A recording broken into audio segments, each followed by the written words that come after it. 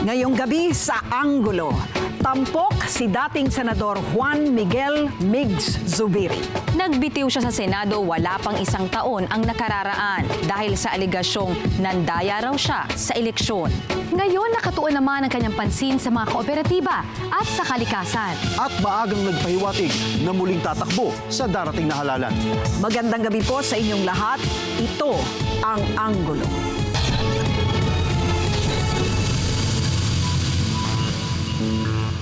Ikinagulat ng marami ang pagbitiw ni Miguel Zubiri bilang senador noong nakaraang Agosto. Siya kasi ang kauna-unahang senador na kusang nagbitiw sa harap ng mga aligasyon ng pandaraya sa eleksyon.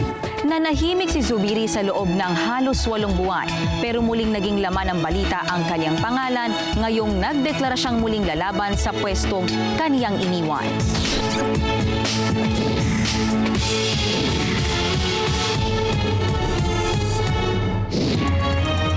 Kay bilis ng panahon, parang kailan lang,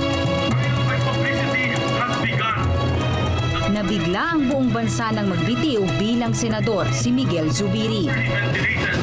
Nais kong pagtibayin na hindi ako nandaya at wala akong kinausap upang mandaya para sa akin sa halalan. Kahit na mayroon ng bulong-bulungan tungkol sa kanyang pagbibitiw, hindi ko inasahan ang kanyang pagre-resign sa araw na yun. Upang mandaya para sa akin sa halalan. Bilang Senate reporter, ako ang madalas na nag-i-interview kay Zubiri noong senador pa siya. Sa lubong. Ngayon, sa panibagong pagkakataon, muli ko siyang mahaharap at makakapanayam. Sir, saan tayo today? We are going to Bayongbong, Nueva Vizcaya for a co-op summit. Dahil isang malaking cooperative doon. Inanyayahan si Zubiri na maging panauhing pandangal ng Nueva Vizcaya Alay Kapwa Multipurpose Cooperative para sa kanilang 30th Annual General Assembly. Hindi pa man kami nakakaalis, nabanggit na ni Zubiri ang kahalagahan ng isang sasakyang panghimpapawid sa tatahakin niyang landas. Ito lang, naghahanap lang ako ng helicopter na ma-rent para at least maikot ako sa... Kailangan rin talaga, sir, no? Oo, kailangan mobility kasi. Alam mo sa kampanya, mahalaga yung mobility na makakaikot ka, ma-maximize mo yung ipag-ikot mo. Kasi kung isang araw, isang location ka lang, ay napaka-limited ng mga airports. This one, you own or what? Itong sinasakyan natin? Inupuan ko lang to. I have to pay them. I pay them per hour. And then, binabayaran natin yung kapitan.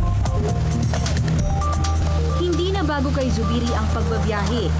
Kahit pa kailangan niyang magrenta ng eroplano sa halagang 80,000 hanggang 100,000 pesos kada oras.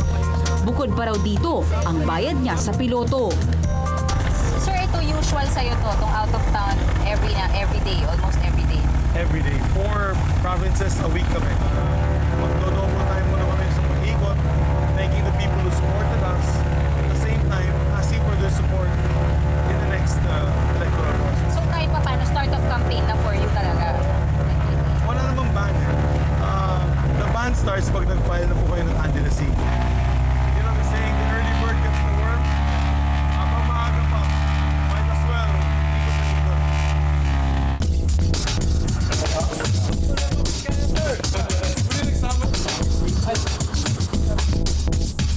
Pagdating namin sa Nueva Vizcaya State University kung saan gaganapin ang Cooperative Summit, agad na sinalubong ng mga tao si Zubiri.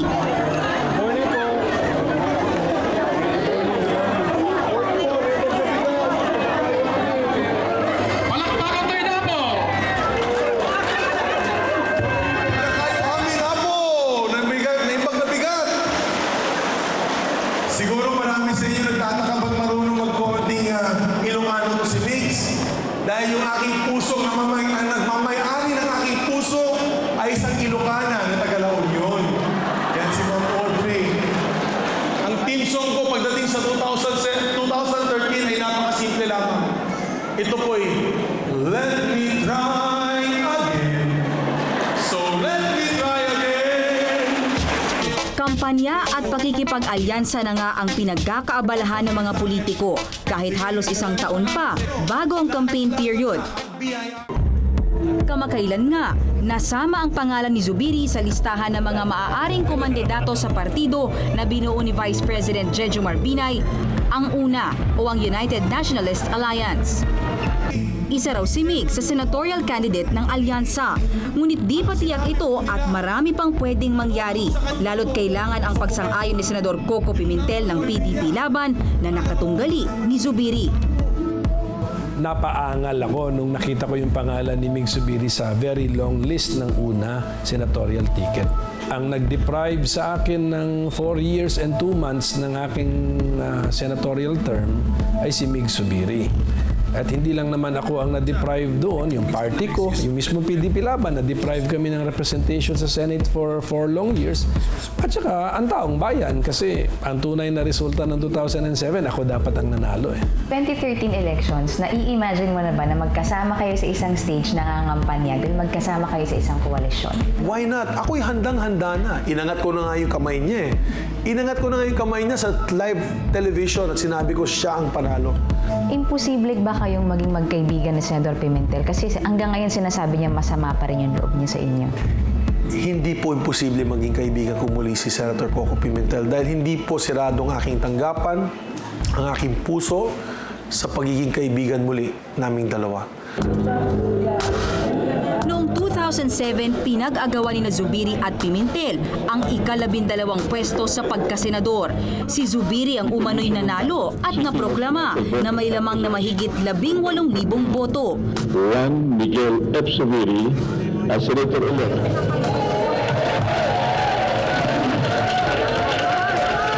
I will be filing charges Pero ayon naman kay Pimentel, nanakawan daw siya ng boto.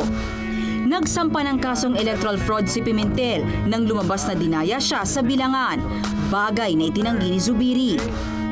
So ang claim mo, sir, malinis ho talaga yung konsensya ninyo. Masasabi mo ba sa buong buhay mo, hindi ka nandaya? Never. Never. Never. And I can say that without batting an eyelash. I never cheated. We never will cheat. We will never ask anyone to cheat for us. Artificial results naman yun 195,000 votes out of 197,000 votes cast. No, kahit sabihin mo sa Quezon City, hindi mangyayari yan. Kahit sa isang barangay election, hindi mangyayari. Lalong nadiin ang pangalan ni Zubiri noong Hulyo 2011 nang isiwalat ni Zaldi ang patuan na ginamit ang kanilang pamilya sa malawakang dayaan noong 2007 sa Maguindanao. Isa raw si Miguel Zubiri na kapartido ni dating Pangulong Gloria Arroyo at sinasabing nakinabang sa mga boto. Kung may nalalaman po sila, yan din po ang nalalaman ko. At wala po kaming naiutos na mandaya itong probinsyang ito or any governor or any province for that matter para sa aming pagkapanalo. And we were unwitting beneficiaries. Unwilling and unwitting beneficiaries. August 3, 2011, nag-resign bilang senador si Miguel Zubiri. These alleged witnesses are now shouting out loud, as if with full orchestration, that my election was marred with irregularities. At agad namang naupo sa pwesto si Coco Pimentel. I will obey the laws and legal orders and decrees promulgated by the Talagang kinausap ko ang aking pamilya at pumayag naman sila sa aking desisyon na mag-resign. Pero halos lahat ng kausap ko, political leaders, believe it or not, called me and said, huwag kang bumitiw sa pwesto. That is a kiss of death. That is political suicide. Pero ang sagot ko naman sa kanila na mas importante sa akin na yon ang integridad at dignidad ng aking pangalan. Maraming salamat po. Matapos ang kanyang speech, agad rin kaming umalis sa Co-op Summit. Ang magandang pagtanggap kay Zubiri ng mga tao ay isa raw sa mga bagong pag-asang daladala ng dating senador. Nice reception ng tao. And we were able to deliver our message.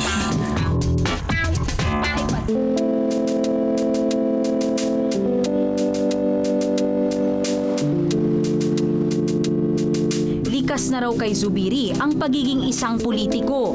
Pakwento sa amin, paano nag-umpisa na naging politiko ka?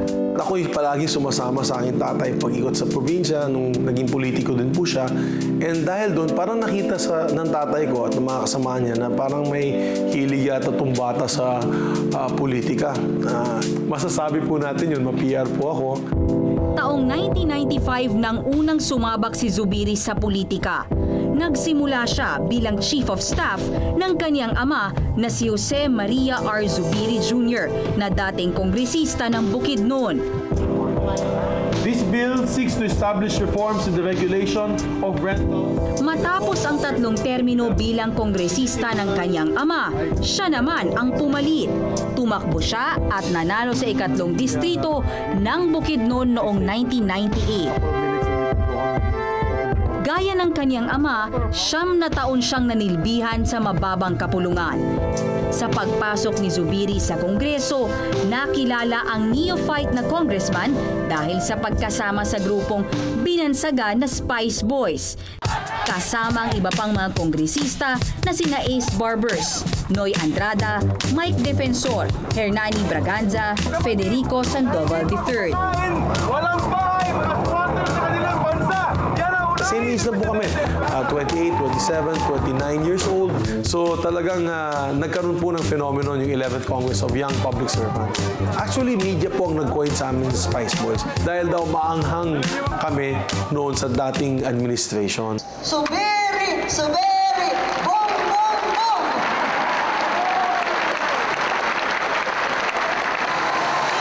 Noong 2007, kumandidatong senador si Zubiri sa Team Unity ni dating Pangulong Gloria Macapagal Arroyo.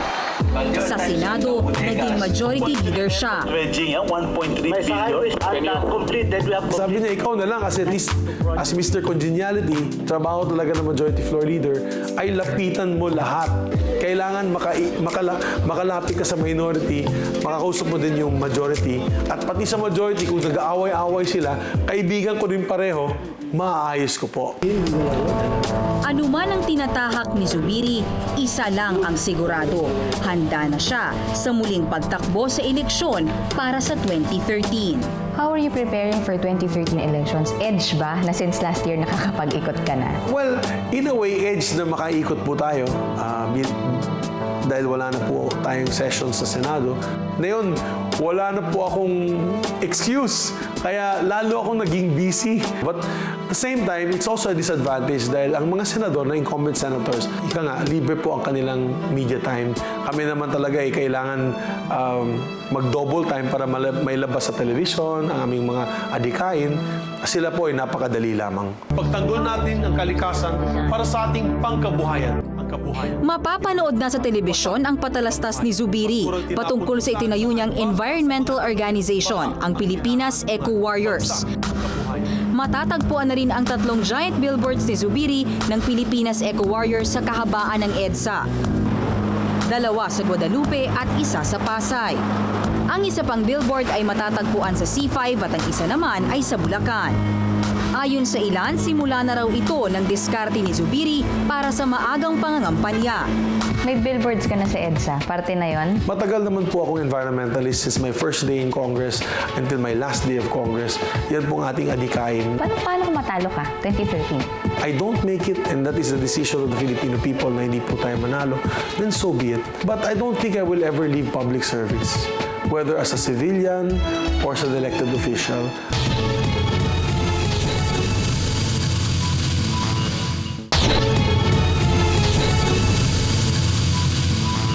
Galing sa pamilya ng mga politiko at asendero ang dating senador at kongresistang si Mig Zubiri. Siya rin ang inaasahan na patuloy na magdadala ng pangalan ng kanyang pamilya sa politika.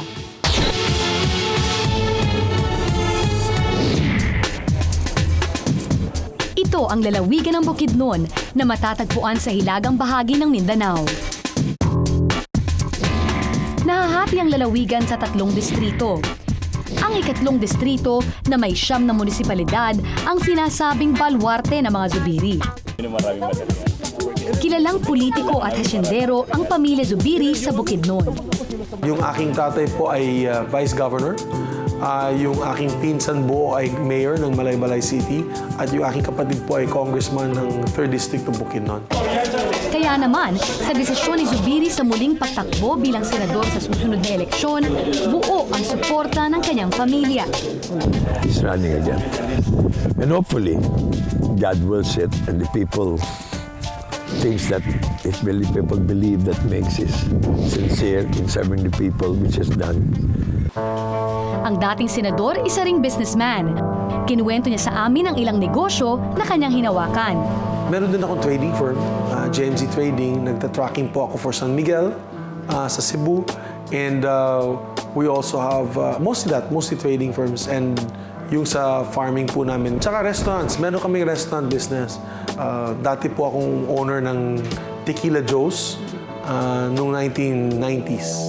Sa hanay ng mga bagitong mambabatas noong 2008, isa si Migs sa pinakamayamang senador. Sa kanyang pinakahuling isinumiting Statement of Assets, Liabilities and Net Worth, humigit kumulang na 40 milyong piso ang kabuoang halaga ng kanyang net worth. Noong April 15, araw ng linggo, sa Deer Conservation Farm ng pamilya Zubiri sa Maramag, Bukidnon, nakatakda ang pagdiriwang para sa ikalawang birthday ng bunsong anak ni Migs na si Juanmi.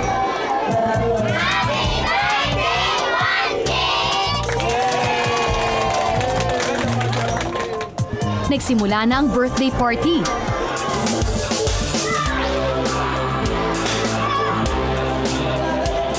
So sa inyo tanan, dagan kay salamat and happy birthday, Mami! Happy birthday, Juanmi!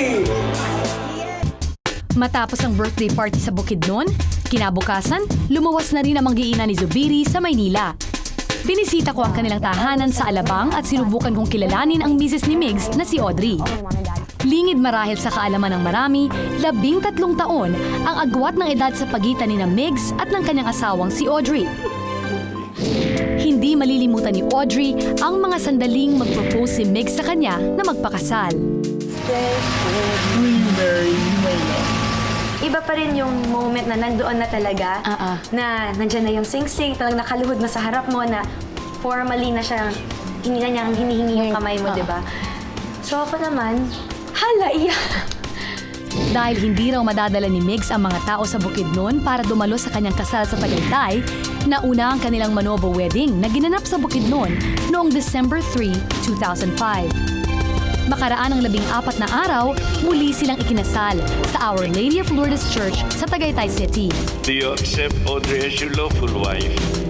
Yes, Father, I do. Do you accept Miguel as your lawful husband?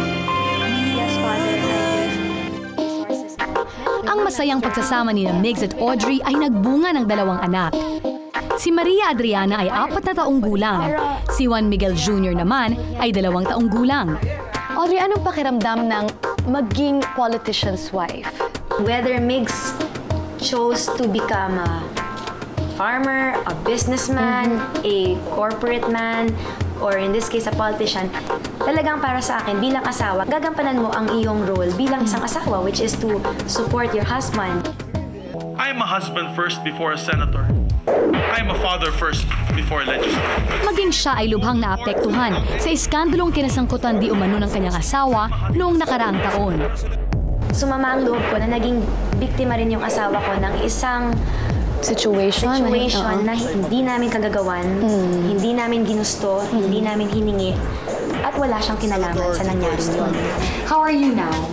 Much better. Una sa lahat, meron po tayong tinatawag na peace of mind, na katahimikan, at least nakapag-bonding din po ako kasama ng aking pamilya. Napipikon ka pa rin ba pagka nauungkat yung mga gano'n na ganito ako, ganito ang pagkatao ko? Alam mo yung pagiging bading ko daw, na marami nagkwento nung araw, ibig sabihin yan, I have arrived. Nakadating na ako. Ibig sabihin, sikat ka na. Kasi sa showbiz kung hindi ka sikat, di ka naman sasabihin, bading ka or lesbiana ka, di ba? So, sa larangan ng politika, I have arrived then. Kaya okay lang yun. I'm secure with my manhood. My wife knows that. I have a beautiful family, a loving family, and as a matter of fact, we're planning for batch number 2. Kasi may batch number 1 na kami. Isang 4 years old, isang 2 years old. At ang plano po namin isa pang batch number 2 pagkatapos po ng 2013 elections, God willing. Ipinanganak at lumaki sa Karangyaan ang dating senador at kongresistang si Mig Zubiri. At ang kanyang buhay, pinaghalong karanasan mula sa kanayunan at Kamaynilaan. Ipakita natin sa taong bayan na buhay pa po ang delikadesa sa larangan ng politika sa ating bansa. Kilala siya bilang isang politiko at hasyendero. Pero ngayon, isang panibagong mukha ni Miguel Zubiri ang ating sisilipin. Ay, hello! Kumusta na? Magandang hapon. Welcome. Ang Pilipinas Eco Warriors ay isang non-profit organization na naglalayong maaksyonan ng pang-abuso at pagkasira ng kalikasan. Dahil sa kapabayaan, kinalbo ang mga kagubatan. Kaya pagdating ng ulan, lubog ang kapatan. Itinatag ni Zubiri ang Eco Warriors Nobyembre nung nakaraang taon, 4 na buwan matapos siyang magbitiw sa Senado. Tanggol natin ang kalikasan. Ayon kay Zubiri, hindi lamang isang gimmick ang itinayo niyang NGO. Before I resigned, pinaplano na po namin itong Pilipinas Eco Warriors. Pero nung nag-resign po ako, nagkaroon po ako ng medyo libreng oras. Kaya na talagang itinulak na po namin at inorganize na po namin ito. Malalim ang ugat ng kamalayan at pagpapahalaga ni Migs sa kalikasan. Ayon sa kanyang ama, sa murang edad, mahilig na raw siya sa mga hayop. 7 taong gulang pa lamang si Zubiri nang lumipat siya sa Maynila noong 1976. Pumasok siya sa Colegio de San Agustin sa Makati kung saan nagtapos siya ng elementarya at high school. Hindi lamang tutok sa pag-aaral, nakilahok din siya sa extracurricular activities kagaya na lamang ng martial arts na taekwondo at arnis. Ang interes ni Zubiri sa kalikasan, dinala niya hanggang sa pagtungtong niya sa kolehiyo noong 1987. Pinili niya ang kursong Bachelor of Science in Agribusiness. Talagang gusto ko maging agriculturist. It was my dream to be an agriculturist. Hindi raw naging madali ang buhay kolehiyo ni Zubiri. Nung college times, nung nasa kolehiyo po ako, medyo discriminating po sila sa akin dahil siyempre tisoy ako at pag nakikita po sila ng tisoy, sabihin nila anak mayaman. So nung nasa UP ako, medyo discriminated ako doon. Kaya maski na po meron po tayong sasakyan, hindi po natin ginagamit ng sasakyan. Doon po ako natutong gumamit ng jeepney. Doon pa naman sa UP Los Baños, alam na alam ko lahat ng signals. Faculty, Erie, ganun kasi mga hand signals sa mga jeep eh. Yan ang mga karanasan na hindi ko makalimutan. First, the drug menace. At sa kanyang pagpasok sa politika, hindi nawala sa kanyang mga advokasya ang pangangalaga sa kalikasan. I think the Wildlife Conservation Act is one of the most important. Kasama na po yung Clean Energy Laws ko, yung Biofuels Law, Renewable Energy Act, dahil ito ay climate change mitigation measures. At kasama din po yung Solid Waste Management Act, Clean Water Act. I was also principal author of these 2 measures and principal co-author of the Clean Air Act. Pabago-bago man ang klima sa politika, nais daw ng dating senador na manatili ang kanyang prinsipyong pinaniniwalaan. Unang-unang malinis na pangalan. Alam mo, napakahirap na mag-retire sa larangan ng politika na naiwan na nanatiling malinis ang iyong pangalan. At the end of my political career, makita po nila ang track record ni Mig Zubiri, ay sabihin po ng taong bayan na si Mig Zubiri ay masipag, mapagkumbaba, a humble servant, a true public servant. Malinis na pangalan at makakalikasan. Ito ang mga katangiang ibinabandera ni Zubiri. Sa huli, ang taong bayan ang huhusga kung ipagkakatiwala mo sa kanya ang isang pwestong minsan nang nabahiran ng kontrobersya.